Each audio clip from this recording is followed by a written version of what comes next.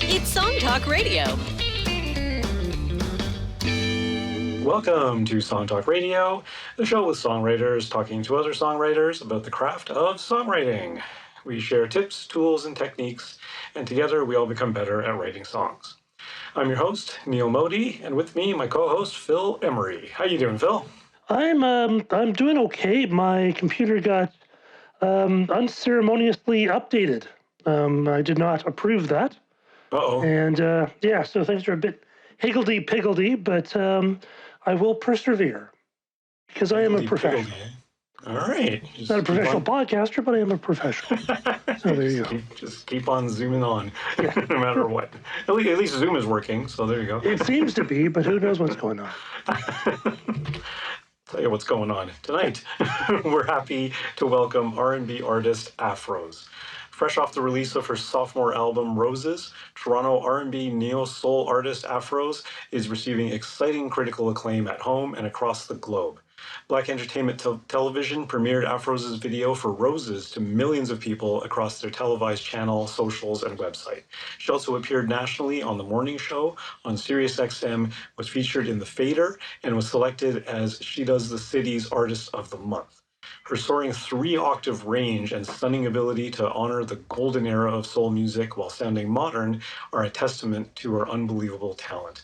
Aphrose has opened for Chantal Kreviazek and Rain Maida and worked with Daniel Caesar, Lee Fields and The Expressions, Jenny Reyes, and Charlotte Day Wilson.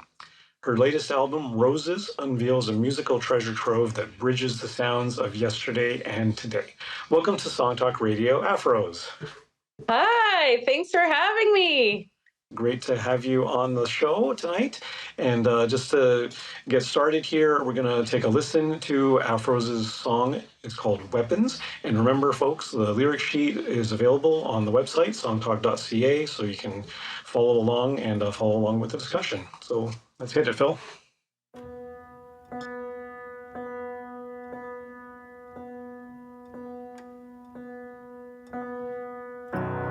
It's always in the night.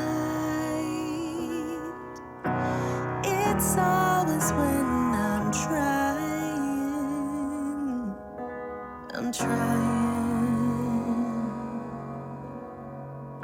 It's never what's wrong with you, only what's wrong with me. I'm tired of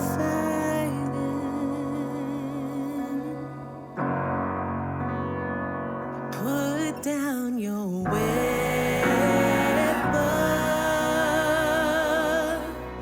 How can I ever make you see?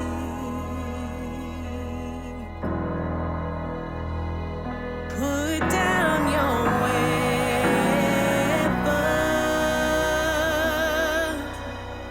I am not your enemy. I am not your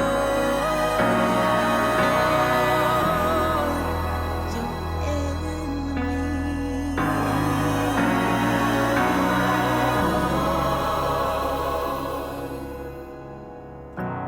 It's always hard to shake the thoughts that keep me awake. They terrify me. But if you can't love me, why can't you say you're sorry?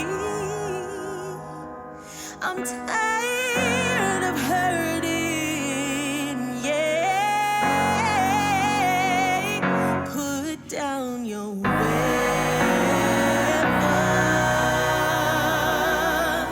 How can I ever make you see? Put down your weapons.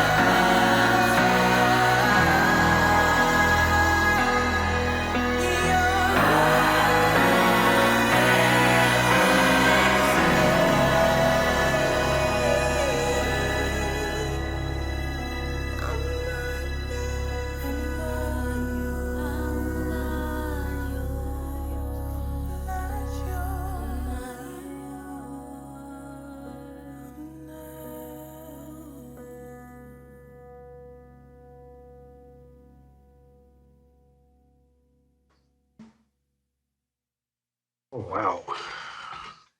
Powerful stuff. Thank you. You've actually got a co-write credit on this song. Your co-writer is Adrian Hogan. Yes, yes. Can you talk a little bit about how the collaboration worked between you and Adrian? So the song, like the chords and the lyrics, the melody, um, I wrote that in like 2020. And I collaborated with Adrian once I sort of like fleshed out the song because the production trio that I normally work with, they're called Safe Spaceship Music, and um, they're a trio of there's a bassist, a drummer, a sax player, and a keyboardist. But I knew like I needed a different treatment for this song, and I needed someone that was like very piano savvy. And so I brought this to Adrian, and we worked out like things like the outro with the singers and the arrangements for that, and the little bit with the passing chord. And so of course with his he produced it as well. So he got a co-write credit on there. So Adrian was very monumental in sort of bringing the vibe and the spirit sort of to the song with and in terms of the arrangement and how we were gonna, like we weren't gonna put any like a lot of instruments on it. It was gonna be mainly piano. There's some synth in there. There's strings, obviously. Um, and a lot of voices, and that's what made the song. And so a lot of those decisions kind of we collaborated with together. Yeah, it's nice. The because the production is so sparse, it really does allow the emotions of the lyrics to come through. And it's so easy these days because we do have unlimited tracks with unlimited instrumentation that you can just keep on pouring on stuff, and it's hard to know when to stop. And actually it's very hard to do a minimalist one that doesn't sound empty too. Yeah. I mean, that was a especially challenging thing, I think, for this album because a lot of the songs on the album is the opposite of what happens on Weapons. There's Weapons and another song called What You Don't See, which is very stripped. It's just guitar and vocal. Um, but the rest of the album is very like full of sound and layers and layers and layers and layers of sound. Weapons is very layered too. But if we were to like it's like layered vocals and layered strings. And the strings was one person, her name is Jessica Deutsch, and she did the string arrangement for it. And did the tracking for it herself as well and played all the parts, and it came out sounding like this huge thing. But altogether it's like if we were to it was like, well, 5-person choir, myself, Adrian, and Jessica. Wow. Yeah. Yeah, it's pretty cool. I mean, it is minimal in terms of like rhythmic stuff, Yeah. Yeah. right? But Yeah. it's certainly not minimal in terms of its width and its Yeah. fullness, right? Because it does sound very rich with all the stacks upon stacks of stuff. Yeah. Even It's though it is lots of only a stacks. few instruments. So, how about when you wrote the song originally, did you write it on piano, or are you a guitarist Did primarily, or piano player primarily? I'm a piano player, and I would not tout myself as a very good one, but I know enough like theory, and I trained when I was a little girl. And so this was a lot of my songs are written behind the piano. Now a lot of the songs on the Roses album is collaborative, as I said, with my production trio, Safe Spaceship. So but this song in particular was written behind the piano. Was this now, do you start off with um, uh, a title, or do you start with music and then put the words to it? What is your actual process? I get asked this a lot, and I can never give a great answer for it because it's all over the place. This song in particular came to me when I had just sort of given birth. I was like maybe 3 or 4 months postpartum in 2020. And there was a lot happening in the world at the time. The George Floyd murder happened, and there were protests, and I was just feeling so much of the weight of that and the sadness of that. And I was a new mom and dealing with all the stuff that comes with that. And we were in lockdown. It was in 2020. We were in lockdown and in a pandemic. And I was just so, I don't know, I felt so like raw and vulnerable and broken apart inside. And it was affecting my relationship with my partner, my husband as well. And so all of these things were just like permeating in my brain. And I remember just sitting down at the keyboard one night, and I started playing these chords. And I just remember it sounding like, because I grew up in the church, and so I am familiar with a lot of like old hymns, and you can kind of hear that in like the progression with like the five, the 1 5 chord, like. And I just remember just like playing these chords, um and just, and then the words kind of came, and I started singing, and I the idea for this song came pretty quick, and I just remember writing it down. I remember voice memoing it, and then I knew it was going to be a special song. I just had like a feeling about it. um and I remember playing playing it for my husband as well. I was like, "What do you think of this?" Like, I don't know. And he was just like, "This is so good. Like, it's giving me chills." And I just think it was the progression, and the progression came first in this instance. Then the words came. Um I found an old voice memo of when I wrote it, and I'm gonna put it up on my socials sometime in the future, because it's cool, to go back and see what your process was and where your mind was. And there are some words and melodic things that I had originally in there, and I took them out, like, when I go, "It's always in the night, it's always when I'm trying to work it out." Like, there were things that I had like ended the phrases with, but then I ended up taking them out at the end there. So it's cool. Like, I kind of go back and I'm like, "Oh wow, that's not how I remember, writing," but I guess that's what came out at the time. So yeah, that's my long-winded way of telling you Yeah. how this song came to be. Yeah, like were there a lot of was it substantially different from your original voice Not memo? really. No, like Yeah. the chorus, the put down your weapons, how can I ever make you see? That that was the chorus. Like, that stayed in. Like, a lot of it stayed in. I think it was Mhm. just like some lyrical things I either I It was more took out. tweaking. Yeah, that got tweaked. Some melodic things, but it's pretty close to what came out in that original, um sitting down at the piano and writing. And Um is that typical for you? Like your final song is pretty close to your first draft, or oh is it often no, the opposite? it's the opposite. Usually it's opposite. Okay. Yeah, it's the opposite. I think sometimes, like sometimes when I am writing at the keys, and I think I because I don't play any other instrument, like, I really want to learn to play the guitar. I see you've got many guitars behind you there. He Um, does. I don't. I'm actually a piano player myself. oh, cool. Yeah, I've tried to play guitar and failed. I know. Yeah. It's kind of.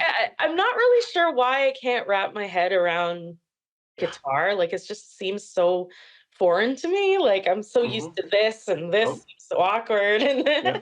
I can um, relate. yeah.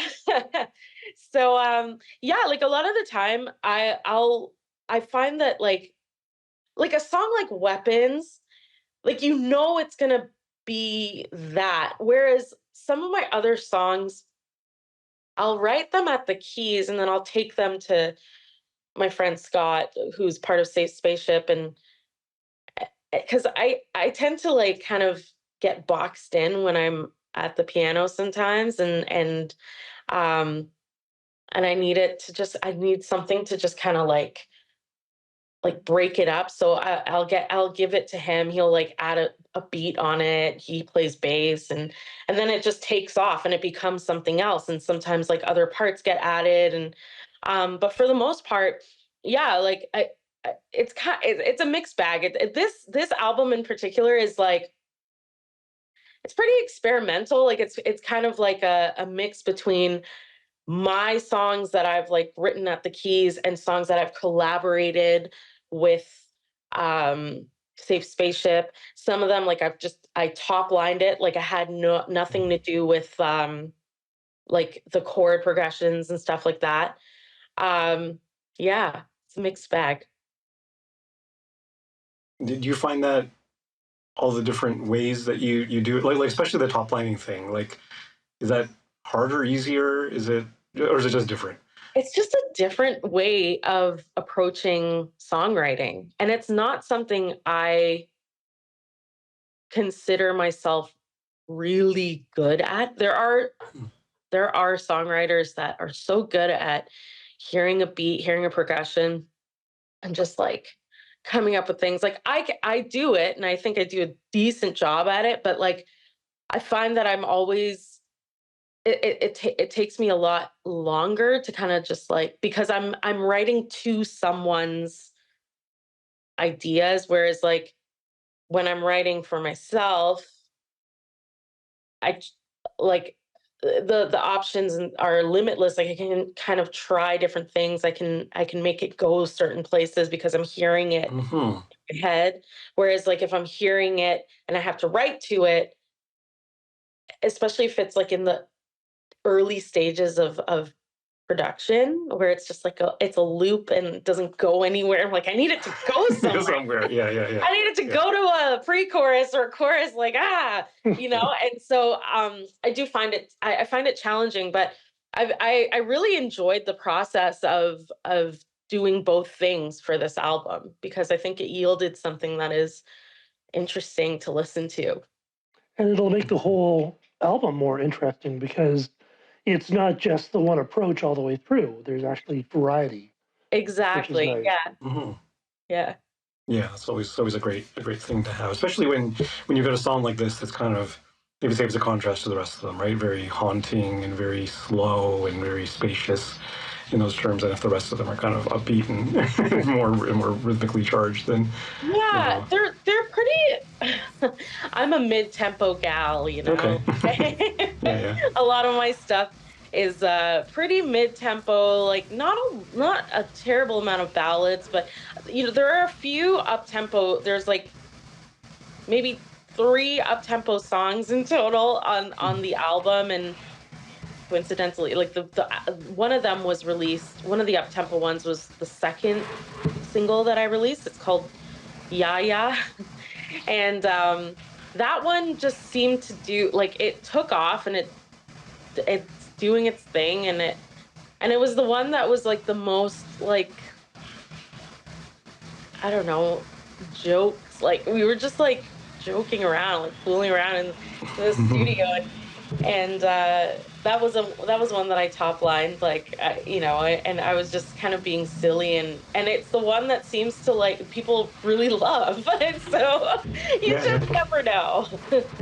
Yeah, That is yeah. so true. You often Yeah. hear bands, sometimes it's a song they like the least, which is like apparently was it Radiohead always hated Creep, and that was their big hit, and they've had to Yeah, play that all the time. exactly. Yeah, Yeah, Mariah Carey hates Hero, and like that's like one of Yeah. her, you yeah. know, So you never know. Yeah, just yeah. never Maybe know. because they get it requested all the time and they have to play it at every single That's show true. and get all the stick of it.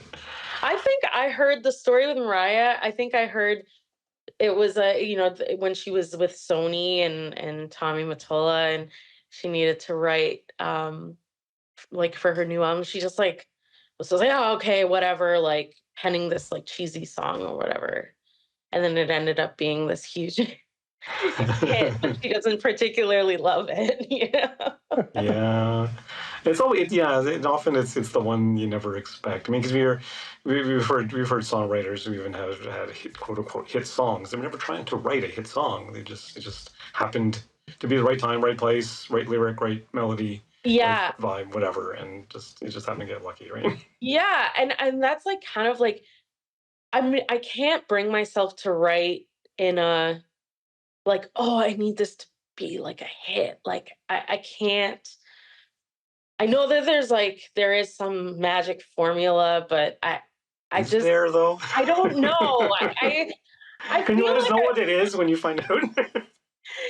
you just don't know. You just don't know. And so like I'm never really trying to be a top 40s like kind of artist.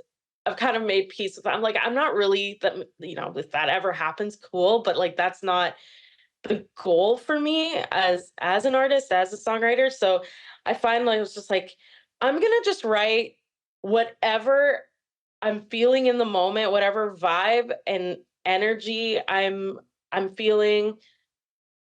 If it's a ballad, it's a ballad. Like if it's something silly and quirky and up tempo, it's gonna be that. Like don't have a I don't really have a system. I Mhm. also don't have like a lot of discipline with songwriting. I go through these like ebbs and flows of creativity. So I'll write a whole bunch and I'm like in the zone and then crickets for like a couple months. Are you collaborating Mhm. with a lot of people, or do you sort of work with a small group? Or I tend to work with a small group, as I said, with Safe Spaceship Music guys, and I want to like in the future, like I think with some of the songs off of this new album, I want to get a couple of them remixed. So I want to work with a new producer just to see what that's like. I you know want to do a little bit more co-writing with other singer songwriters. I find that hard to do. Um, like co-writing with other singer songwriters. Like I don't know. I get like nervous when it goes to that. I've always found that it's like a good idea to if you're going to collaborate with someone who has different strengths than you. Like I'm a piano player. I'm not a strong singer. I'm not necessarily a strong lyricist or anything like that. I'm good at coming up with like cool, interesting chord progressions and stuff like that. So I'll work with someone who's a good singer, a good lyricist, maybe a guitar player, right? So Yeah. we can bring different elements together. If you're stepping on each other's toes because you're trying to do the same type of thing together. I mean, that's not to say that can't work. I mean, tell Paul McCartney and John Lennon that. Right. it's also a skill that does take Yeah. time to develop, and the only way you can develop that skill is by doing it. And It's true. you have to. Yeah. But it can be tough, if Yeah. especially if there's like if someone's like a lot more experienced or a lot more successful. Sometimes it's hard to actually, if someone's a huge success and you have a different idea, they sort of disagree with you, and you go, well, I guess I'll go with you because you're the expert. But it can be a tough thing, It's Yeah, that for sure. imbalance definitely exists. Yeah. It's something I want to explore more just because I've been so used to my little creative bubble with like the people that I normally create with. Mhm. That's really safe for me.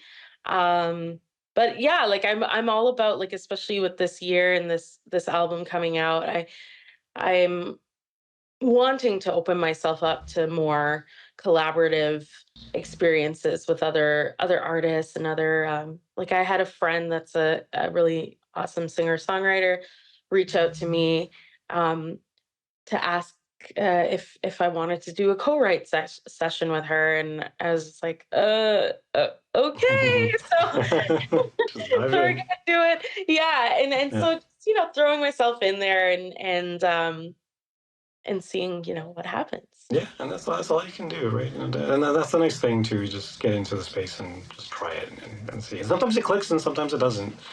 You never know.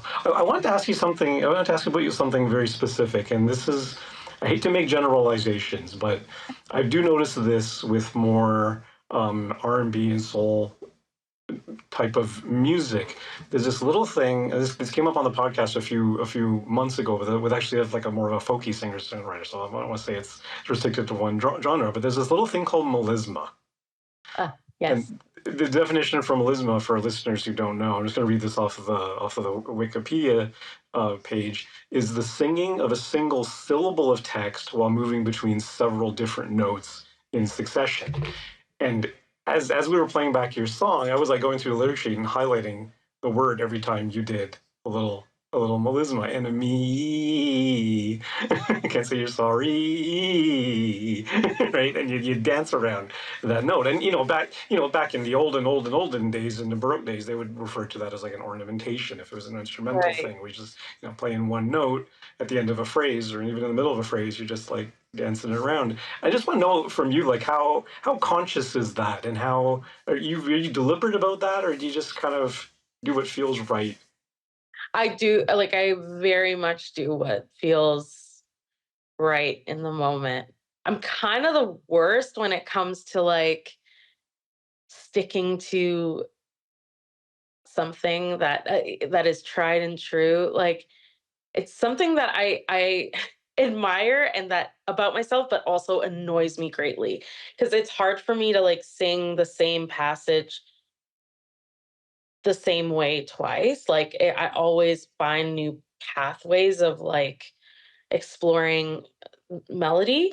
Mm-hmm. Um, and in terms of like the melismas or the riffs or however you want to call it, um, I don't generally tend to premeditate them. Like, I get into like a habit of like, okay, like I guess I'm gonna sing it this way, but I might just switch it up like in the moment. I might do a take where I do it different, or I don't do anything at all, or I, like it's very much instinctual in like how I approach them. Um, Mm-hmm. I'm a vocal teacher as well, and this is something that gets brought up a lot with like, Oh yeah. aspiring songwriters and singers, and they're like, how do you do, like, what, like, do I have to plan my riffs, like what do I do? And I'm like, well, it depends on how comfortable you are like in the moment with just like what comes out. Like, are you happy with it? Sometimes like singers need to plan those out because their brain works that way, and they're like, I know I'm going to sing this passage like this, and this is how it's going to be. And then other singers are just like more experimental. So I think it's like it's very different from singer to singer. Mm-hmm. For myself, like I don't really think about it that much, but now that I've tracked it that way and I've heard it like, played a million times, like when I go to sing it, I'll probably stick more or less to what I did on the record. But then again, I might not. I don't know. that's Yeah, it's one of that's those. how I am. Yeah, that's one of those things. Even for me, from a listener perspective, now that I know what it's called, I tend to hear it more sort of conscious of it, right? And that can go both ways, like you say. Like you're more conscious of it, so it's always a thing. And I suppose too for a song like Weapons, where there is a lot of space, there's more sort of opportunity to do it. If you got a more rhythmically intense song where the lines are kind of folding into each other, maybe there's not so much opportunity to extend a vowel and play with it a little bit, right? Like, it depends on Yeah. the song too. Yeah. This song has been like, it's pretty, there is a lot of space, but I find that I guess where I put those melismas in, like I'm like, okay, that's what it's gonna be. Like, I don't want to mess around with it too much. Mm. It's also like kind of a hard song to sing, Go ahead. which is like, so does that happen to you? Like with songs that you write, like there are certain songs on this album that I'm like, like singing them live, it's so hard. Like I have to change the key of one of my songs because the recorded key is like way too high to do Oh live. no. Yeah, yeah, stuff like that where I'm just like, Yeah. what the heck? Like, why'd I do that to myself? I'm like, sounds good on the record, but like on like to recreate it live, it's challenging. And this song is hard. It's a hard one to sing. I originally wrote it higher. Mm. The key, I can't remember what key we ended on, what it ended up being in. I think it's in B. I don't know. I would have to go look at my chart. But I remember writing it like a tone or a minor third higher. And Mm. so when I brought it to Adrian, like he was just like, let's try it here. Let's try here. And then it was significant, like it felt significantly lower in the key that we settled on. And so like I remember I had to kind of like retrain my brain and my voice, like because everything was now resonating differently than where I had initially wrote it. So yeah, it's like the song was an interesting process in that way. Yeah, yeah. I mean that's not unusual. I think Phil can attest to this too. He's been more of a band person than me. I'm in a band now, but he used to be in a lot of bands where they would you guys would decide just to do it in a different key one night because singer couldn't maybe hit it. Oh Right? yeah, yeah. We had a singer that would change every time we played. We played in a different key. But one time live at the Opera House in Toronto, we started playing, and it sounded like we were torturing cats because I was playing in B, and the keyboardist was playing, I think, in C sharp, and I think the bassist was playing in like F. And if we couldn't actually, normally with good musicians, you can figure out what's gone wrong and then fix it. We were so off, we actually had to stop Mm-hmm. because we just could not figure out what was going on because he just kept on, well, let's try it a half tone higher, a half tone lower. And, Oh God, it's just, that's a nightmare. You got to decide before you. Yeah. But I then you forget, right? yeah. I played in a band once, and the bass player was also a singer as well in the band. So you do some leads.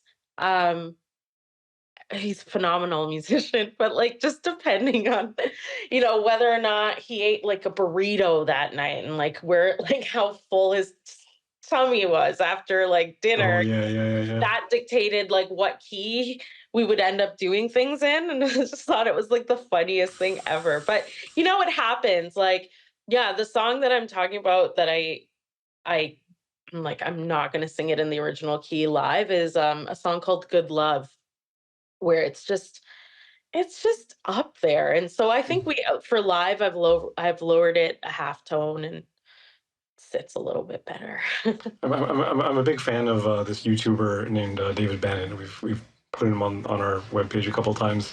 I thought he's a piano player, young British guy who does a lot of music theory videos and analyzing Beatles songs and stuff like that. And last week he actually did a did a video on like it was like 17 or 27 whatever tips for live musicians. And he says, me as a keyboardist playing in various bands and many songs and stuff like that, he says, get used to not using the transpose button on your keyboard. Do not use the transpose button because you may do it to make something easier. So you're just playing the white keys or whatever in one song, but then by the time the next song comes along, you forget that you turned it on and you forget that you're actually two steps up, and then it really messes everything up. So it's like just play it in different keys. You're okay. Yeah, just Just stick to learn the real it. thing. Just learn your keys, learn to play everything in every key. Yeah. I always tell that to my students too, because I'm just like, in the like sort of real, I'm sure people use transpose buttons in gigging and stuff like that. And there's no shame in that, okay? No. But like in a playing environment, like with a band, like that's just you're gonna shoot yourself in the foot. That's you gotta just learn all your keys, and most songs are not that, like, especially with popular styles of music, it's not that hard to just like relearn. Now if people are changing keys like on the spot, like like what happened at the Opera House, then Yeah. that's hard. Then you just call it jazz. Yeah, free jazz. Free jazz. I was wondering about, we were talking about that, what is Merisma? Melisma. Melisma. Yeah. Do you think that is an influence of world music? That is a good question. I Because think that's done a lot in Indian music. yeah, Like Indian vocalists, they'll go, like you know. Mm-hmm. like ragas and Yeah, like yeah. There's yeah. a lot of well, that's I don't know. That's a little different, maybe because it's more like sliding between notes and between phrases. I don't know. Maybe it's not that Yeah, different, yeah, but no, I agree because I think like the tonality is different too, right? With Mm. Eastern music. But like I think with regard to soul, R&B, like I think that it just comes from like gospel and blues. mhm. And that's, like a lot of those melismas, they're riffs off the blues scale. Yeah. That's all it is. It's just the blues scale and it's just fast notes and so once you learn the blues scale, you can riff. Although it does take like a fair amount of like vocal agility to make them really clean Yeah. and fast. But I think personally it comes from for myself, like it comes from listening a lot like gospel music, and gospel tends to go into the melisma um avenues a lot. Mhm. Yeah, because I mean, like I said, I don't like to generalize, but like rockers don't do that. Rock Yeah, vocalists, they don't do yeah. that. They Well, go yeah, straight it's through very every single note. I don't know if I don't know if I'd agree with that, but Well, I mean, again, I'm generalizing, yeah. but yeah, I'm sure there are some that do, and I'm sure there are some R&B gospel singers who don't use it at all. yeah. Well, I think like with rock too, like there is that some blues influence there too. Yeah, Right? yeah. So yeah, I think it depends on like the singer. I'm trying to think of like some rock voices that do it in a I don't know, like there's like, maybe not like to the extent of say a gospel singer, but like someone like a Chris Cornell, like who has like there's Mhm. like raspiness and like there, he can sing. Like he could like he had such great chops and I don't know, there's stuff that he does vocally that I think borrows from Oh yeah, for from sure. Oh, for sure. yeah. Very Zeppelin inspired too. The way Yeah. Robert Plant inspired. But yeah, and then I always notice I'm not a huge fan of Sade, but Sade doesn't do it a lot. She sings No. everything No, pretty she's straight, she's Yeah. amazing. and she, Yeah. she's incredible singer. Oh, Yeah, Right? But yeah, her tone is like oh really it's just And- like yeah, She also wrote and produced all that stuff too. So Right. I mean, yeah, amazing. yeah. No, she's a very talented person. So what's coming up next for you? Well, I really want to play more shows this year in promotion and support of the album because I released the album in October of 2023, so kind of late in the year. So, yeah, the plans are to play some shows. Currently trying to get some shows out in the UK side, just because the album's been received really well out there and in the European market. So just want to get out there and bring Aphrose to the world,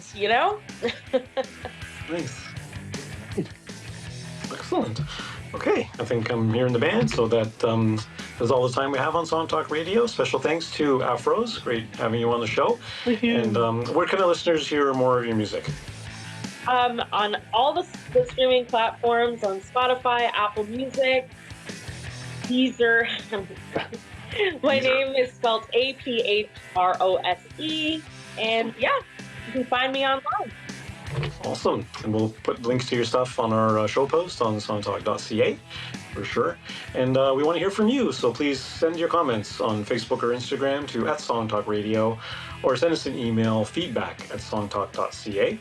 And be sure to check out our YouTube channel for live performance videos and full episodes. And subscribe today to the Song Talk Radio podcast on your favorite podcast provider. You can find links to all the products, books, and web services we mentioned on Song Talk Radio on our resources page that's on the website. And please join us at our next monthly Song Talk meetup.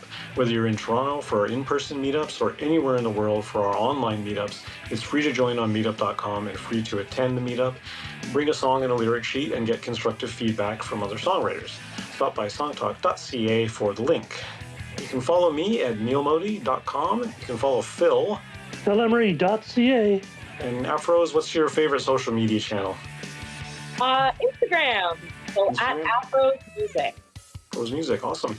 And be sure to stop by the website, songtalk.ca, to browse past shows and find out how you can be a guest. Thanks for tuning in, and keep on writing.